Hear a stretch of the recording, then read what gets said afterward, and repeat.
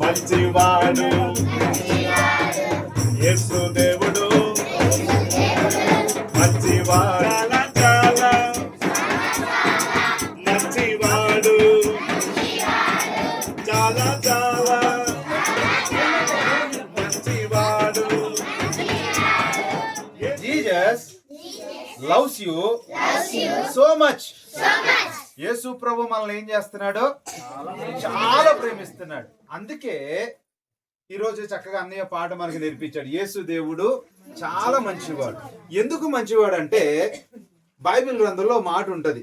ఏమనంటే యోహాను రాసిన సువార్త 3వ అధ్యాయము 16వ వచనంలో ఒక మాట ఉంటది. దాన్ని